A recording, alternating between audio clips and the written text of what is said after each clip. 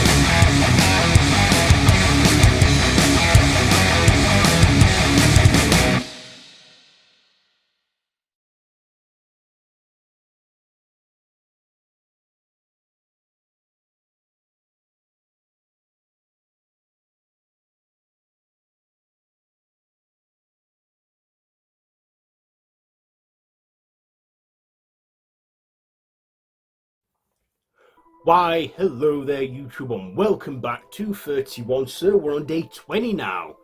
Day 20, I can't believe how fast it's going. We're already on the 20th day. And it's a new week, so we've got a new theme. So this week's theme is, of course, Home Invasion Week. So for the next 7 days, we're going to be reviewing home invasion horror movies, from that genre. So we're kicking it off with the granddaddy of all home invasion horrors, that is The Strangers.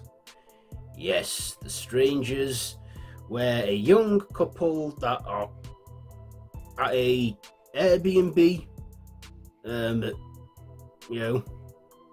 they arrive at an isolated childhood summer home, where after they've been to a wedding. This couple called Kristen and James, played by Liv Tyler and Scott Speedman, and they're also having a bit of a rough patch, but then they get a knock at the door from some young woman asking about someone, and then she's gone.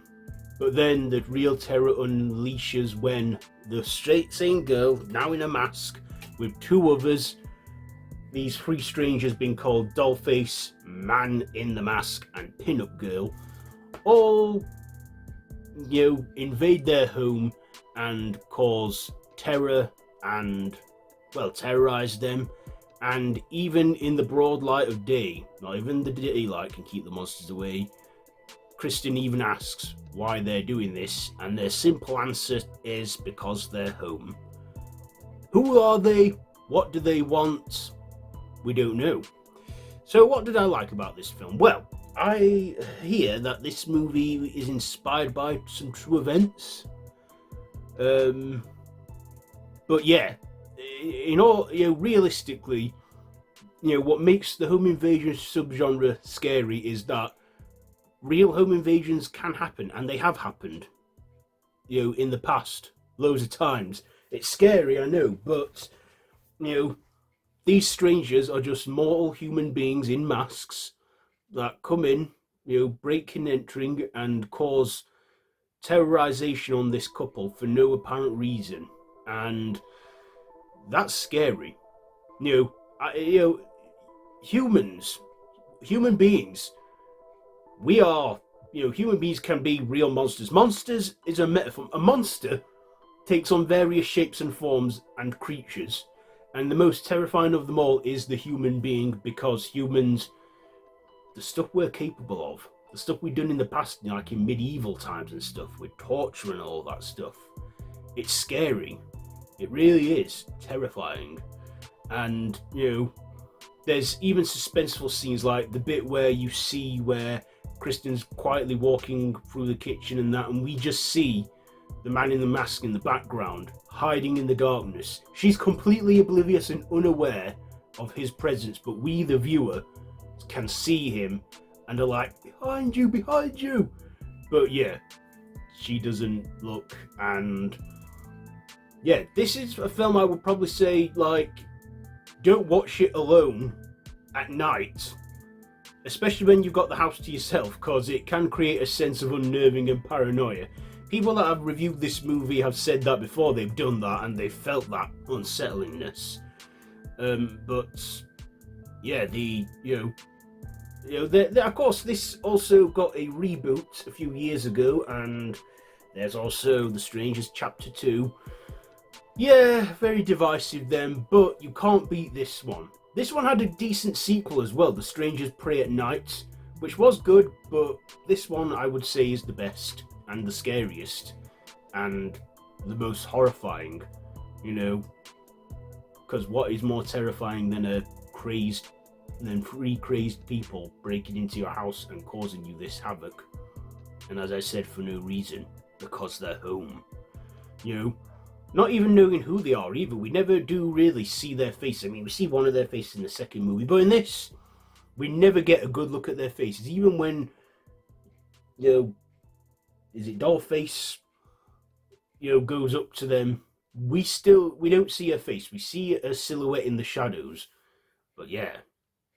And the masks, even when they're wearing masks, I still feel that they're expressionless underneath it all. And who are these strangers? Are they a family? Are they father, mother, and daughter?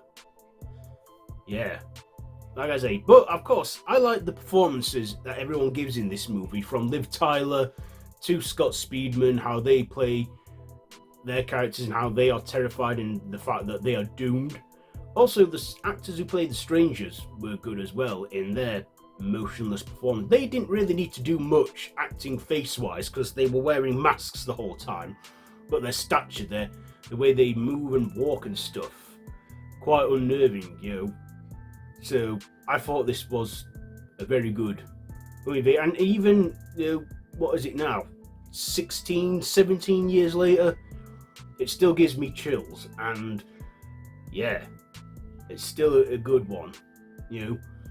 The recent ones feel like a cash grab, but yeah. Anyway, yeah, The Strangers 2008. What am I going to rate this one? I'm going to give it a 5. 5 out of 5, because it genuinely did make me feel unnerved, knowing that this can happen. So yeah, there you go. 5 stabs out of 5. So have you seen this one? Let me know what you think down below in the comments. If you like this video, be sure to give it a big thumbs up, share with your friends, and feel free to subscribe to the channel if you haven't already, and to hit that notification bell. All of my social media links are linked down below in the description, so you can check all that out. I've been Random Ross, and this has been 31, Day 20, and Day 1 of Home Invasion Week. So I'll see you tomorrow for some more Home Invasion horror reviews. And until then, you can watch all of this series so far on the channel. Feel free to subscribe, and that if I haven't said it already. Probably have done, I forgot. But yeah, I'll see you tomorrow. So until then, don't have nightmares.